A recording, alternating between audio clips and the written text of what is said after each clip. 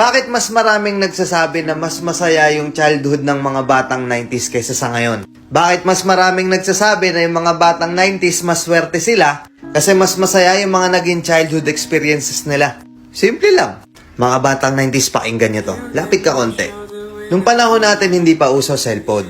Hindi pa uso yung puro Mobile Legends, naglalaro ka sa cellphone, manonood ka sa cellphone. Lahat ng laro natin nung bata tayo, puro physical. Naalala mo pa ba yung lalabas ka sa hapon para lang makipaglaro sa mga kaibigan mo? Yung tipong nababadtrip ka na kasi nabuburot ka na sa laro.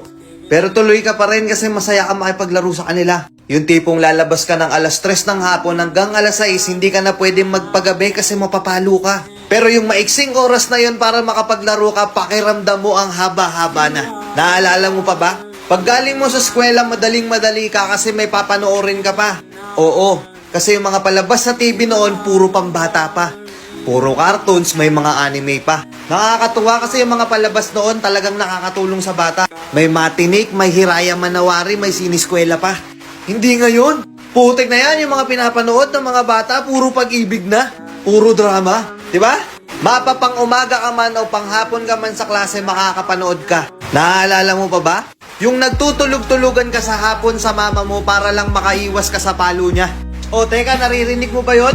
Oo, paulan na. Gigising ka ng madaling araw, nag-aabang ka ng balita. Gantong umuulan na, sana walang pasok.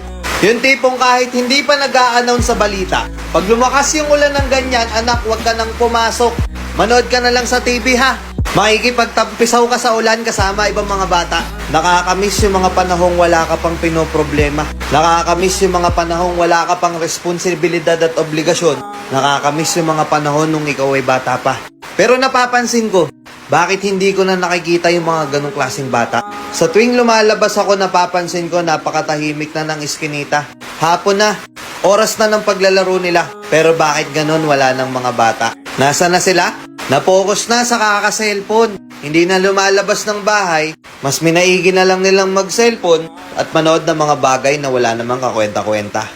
Iba na talaga panahon ngayon, no? Kasi ngayon yung mga bata hindi na nila ini-enjoy yung pagkabata nila. Hindi na sila lumalabas para makipaglaro sa mga kalaro nila. Nagbabago na talaga yung takbo ng mundo, di ba? Kaya kung ako tatanungin, oo, masaya ako na naging parte ako ng batang 90s na to. Kahit isa rin ako dun sa mga batang napapalo dahil sa sobrang kakulitan ko, hindi ko pinagsisihan yung mga memories ng mga panahong masaya pa akong nakikipaglaro sa mga kaibigan ko. At alam kong ganun din kayo. Mga batang 90s dyan, huy! Alam kong naandyan pa sa puso nyo yung inner child nyo. Tatanungin ko kayo, mas masaya nga ba talaga yung mga panahong hindi pa sikat yung teknolohiya sa mundo? Let's go!